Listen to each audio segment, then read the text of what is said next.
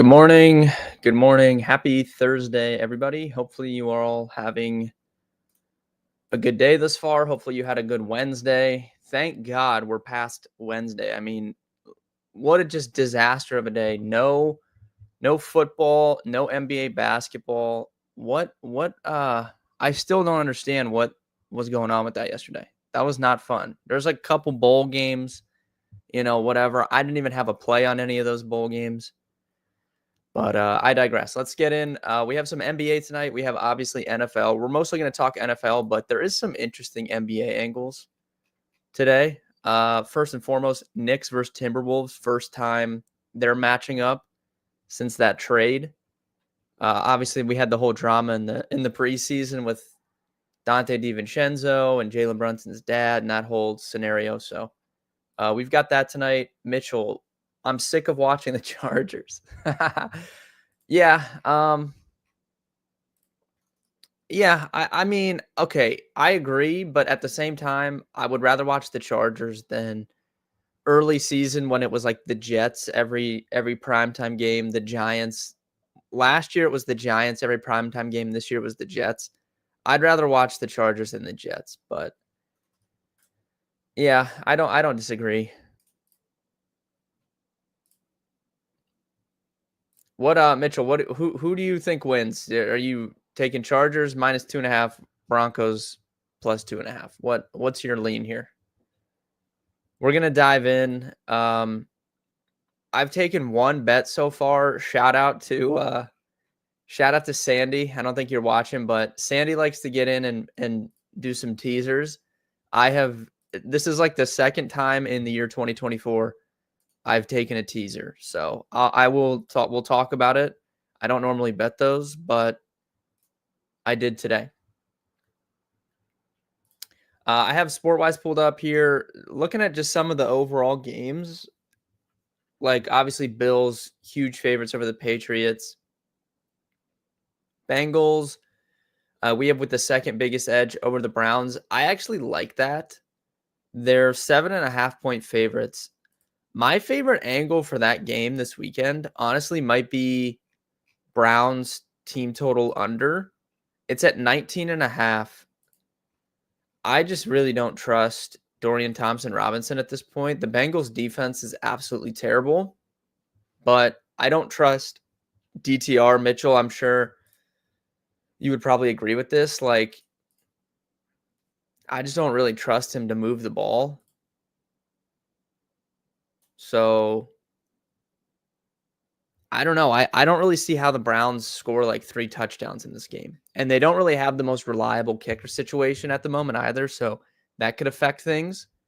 So I kind of like Browns team total under in this game. Falcons over Giants. I'm so excited. I haven't been this excited for an NFL game probably since week 1, I guess, like when the football came back. Like, I'm just so excited for Michael Penix against the Giants. 8.5-point favorites. Oh my God, it's gonna be glorious. They don't have. I don't see props yet for him. I'll be very curious to see what his yard prop is. Let me check DraftKings. FanDuel doesn't have anything. Let me check DK.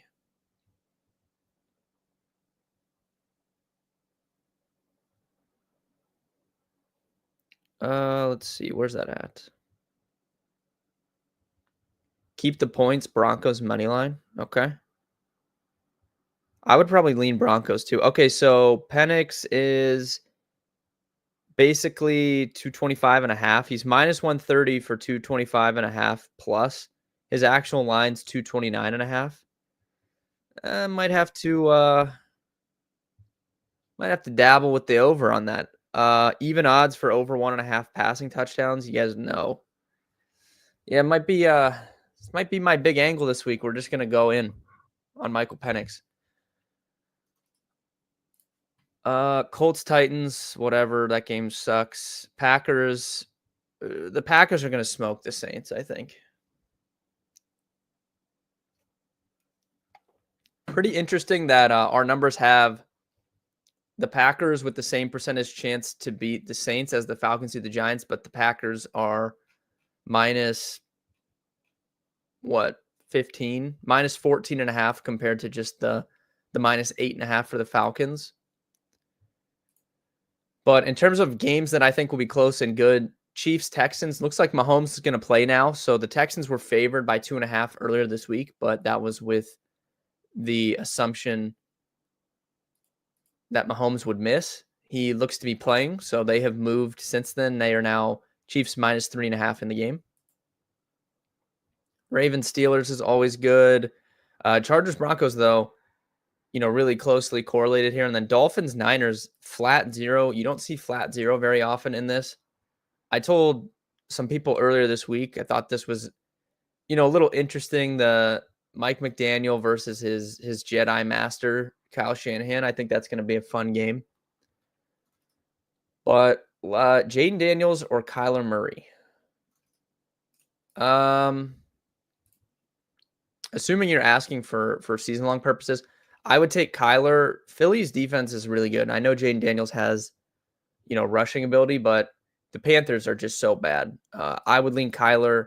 I have Kyler on 2 of my teams in the semifinals that I'll be playing him on. And then Jerome Ford or Breece Hall, man, that one, that's a little tougher. I would lean towards Jerome Ford over Breece Hall.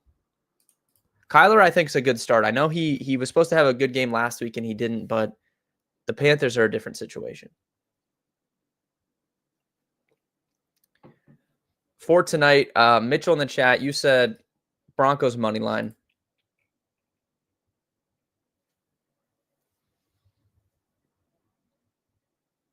I think I would agree. At least I would lean. I don't know if I'll bet it, but I would lean Broncos side. Chargers, look, I grew up a Chargers fan. I like them. I like their team. I still feel like they've been a little lucky at times this year. And I just can't, I don't want to bet on that to continue. So in a close spread, I think I'd lean towards the Broncos side, at least taking the points there. But I can see kind of positives for both teams. Like I said, the Chargers, they've just been lucky for the majority of the season in some metrics, which is why I would lean towards the Broncos. At the same time, Bo Nix, he's kind of hit that, rookie wall. Didn't look good last week. He struggled against zone coverage, and the Chargers are a heavy zone team. So that would give a positive, in the Chargers' favor. So I do think it's, kind of a toss-up. For the teaser I put in, first and foremost, can we talk about FanDuel charging -134 for 6.5, for 6-point teasers? What are we doing there? That's just robbing people. How are you charging -134 odds for 6-point teasers? It's like the worst thing I've ever seen. So if you're going to take a teaser, don't take it on FanDuel because they're just literally. I've been a FanDuel sportsbook defender, but this is you're just robbing people. If you're betting a 6-point teaser at -134 odds, you're just stop. You can get the same exact thing on DraftKings for -120. I'm sure if you go to some other books, you can get even odds on the 6-point teaser, but I don't have access to all the books. DraftKings -120. So we're doing the Broncos +2.5, and we're doing the Steelers +6.5, 6-point teasers. So that gets you to Broncos +8.5, Steelers +12.5. That is the teaser, -120 odds. My first bet of the weekend for week 16. And I never bet teasers. So the fact that I'm doing that should tell you I feel pretty confident in it because I don't ever bet those. I might message Sandy and see if he I know he takes teasers. I got to ask him. As far as the props and stuff go for this game, I kind of lean towards the under, just like with what I said. Herbert's kind of hobbled. The Broncos have a very, very good defense, and the Broncos have a very good secondary. The only thing that is good in the Chargers passing game is Lad McConkey. So it's like if they can try and limit him, I don't really think any of those other guys are gonna beat them. And like I said, Denver just has a really good defense overall. On the Charger side, like I said, they play heavy zone defense. Bo Nix struggles against zone coverage. He hasn't been playing good the last few games, so maybe an under, but 41.5 is pretty low. Maybe, man, I don't know. I'm torn. I definitely lean towards the under, but maybe like you wait, hope that there's a quick touchdown on like the first drive and you can get a better number for the under. I feel like these primetime games this season specifically, this has happened a lot. They start off just on fire. They'll be like 10 points, 14-17 in the first quarter, and then it just kind of, falls down. Like it just fizzles out from there. I feel like a couple times this season that I can think of, the game starts really fast and then it just slows down. So maybe instead of taking the under 41.5, we wait. We hope there's a quick TD to start the game, and then we can grab a better number for the under. FanDuel also has a 25% odds boost for live bets, so you could use that for a live under or something. I might do that instead of just betting the under. You could say the same thing with Sutton. Yeah, I don't know. I think maybe I wait, hope there's a touchdown, and then use this live boost on the under. That might be my main play for the game. Obviously, the teaser we just talked about. For touchdown scorers, if I were looking right now, I haven't taken anything yet. I think there's good value on like Bo Nix anytime touchdown. I think is interesting. You're getting 3-1 for anytime, 15-1 for the first touchdown. Marvin Mims is the one guy on Denver that has really, really good numbers against zone coverage. He's 5-1 or 23-1 for the first touchdown. I'm definitely interested in that at long odds. He's far and away the best numbers on the team against zone. And he also returns kicks, which I like. So you kind of double dip with your chance at a touchdown there. He returns kicks. He's good against zone.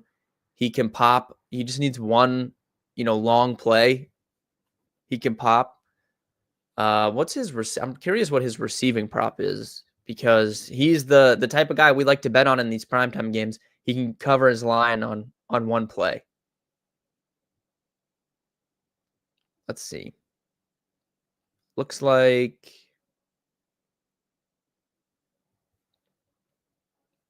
24.5. Definitely interested in that. I might bet that Marvin Mims over 24.5 receiving yards. Maybe alt it to 50 as well. Let's see. Yeah, 50 plus is plus 330 on FanDuel. I'm interested. 60's 5-1.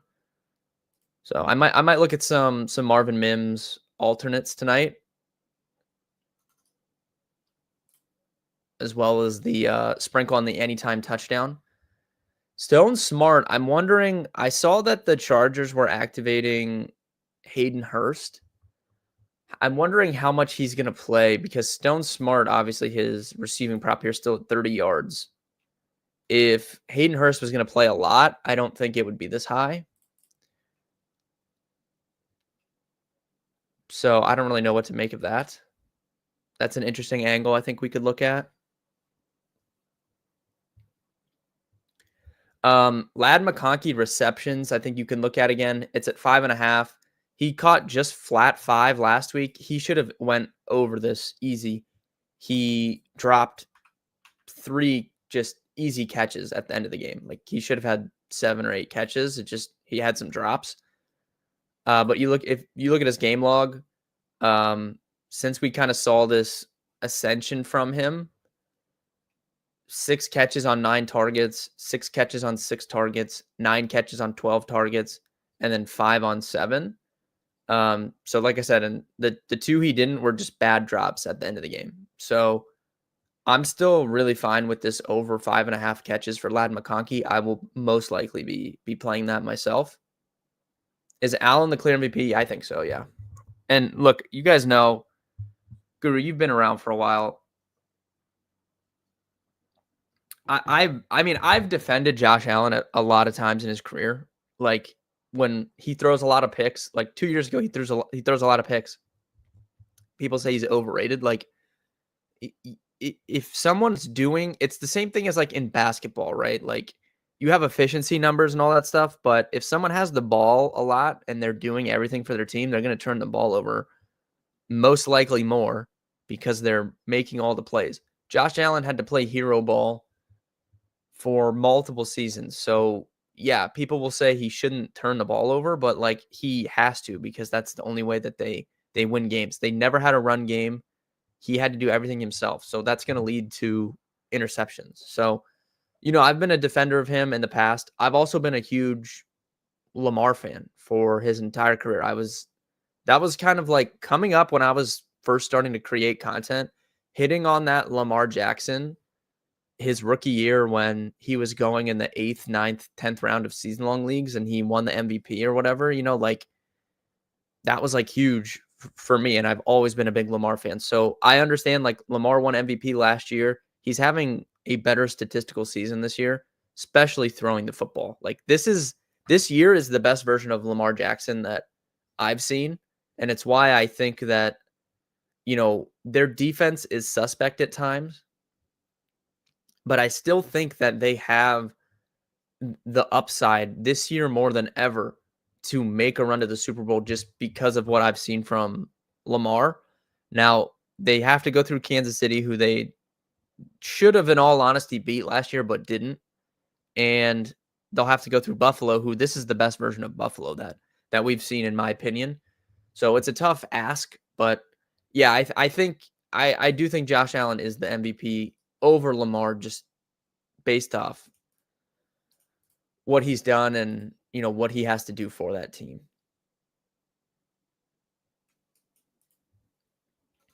Chargers are missing JK. Yeah, 100%. I mean, Gus Edwards has given them basically nothing. I like Kamani Vidal, but he also just, really hasn't given them much outside of that touchdown that one game. But that was with J.K. Dobbins playing, I'm pretty sure, when he scored that touchdown. So, yeah, they're definitely missing J.K. They need, if they're going to win this game tonight, they're 2.5, they need something from Gus Edwards. They just do. So I think that'll be a key factor of the game. Gus Edwards rushing props only 33.5 yards. Vidal's 26.5. They will need something from their run game tonight if they want to win this game. I'll just say that because throwing the ball over and over and over against the Broncos defense is just not how I would want to really attack them.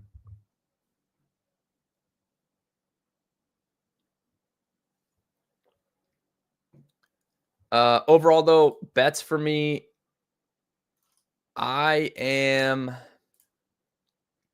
already bet that teaser, and then I'm leaning towards a live under in the game using this profit boost. Touchdowns, kind of like Bo Nix at his odds, and I do like Marvin Mims at his odds. And then for props, I like Ladd McConkey over 5.5 receptions, and I like Marvin Mims over 24.5 receiving yards, and maybe alternate that up to like 40 or 50 as well.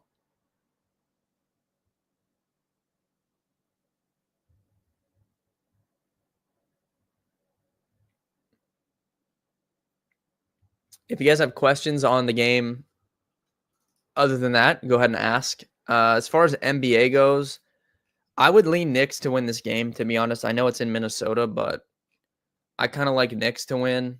I'm sure that'll be the public side. Let me see if I can see the betting splits here.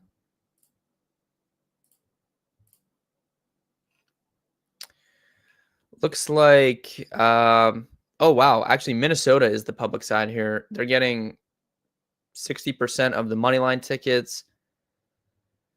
Huge betting splits on Minnesota. 52% of the bets, 70% of the money. Interesting. I don't know. I kind of like the Knicks. I think the Knicks are better, but that doesn't always matter, but that's kind of why I was interested.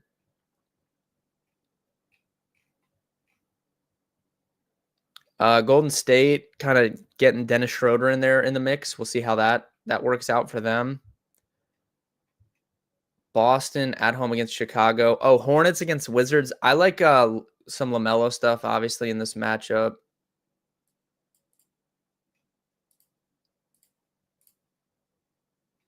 I was going to maybe do a same game parlay.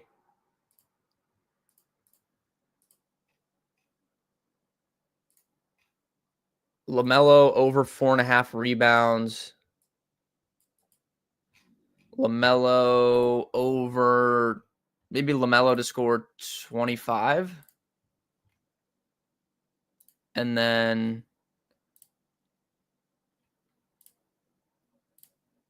yeah, so I don't know. I might do some sort of same game parlay around LaMelo because I obviously like him in the spot. I like that over rebounds, but it got pretty juicy. So you would have to pair that with something if you were going to take it. And I don't know. I like the Knicks. Maybe I'm on an island, but I kind of like the Knicks plus 2.5. So that's my thoughts there.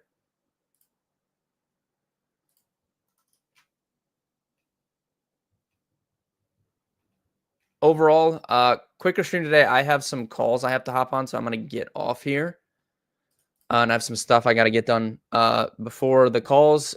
Full blog will be up this afternoon, pretty soon, actually, probably by 2 Eastern. If you want my full breakdown of the Thursday night football game and my touchdown prediction, it'll probably be Marvin Mims, to be honest. We're going to go with the long odds play tonight, so just letting you guys know that now. But go check that out. Go join the Discord. Go to rollinginsights.com at the bottom on the social links. Join up in our Discord, and we're going to start growing that here in 2025. So if you guys have any further questions, I can obviously answer them in there. I will be live tomorrow at 11, and we'll do a full NFL preview, and we'll talk some more college football as well with the playoff games on the weekend. But good luck today with your bets. Good luck with your season long. Obviously, semifinals start tonight with these games, so good luck there. And I'll see everybody tomorrow.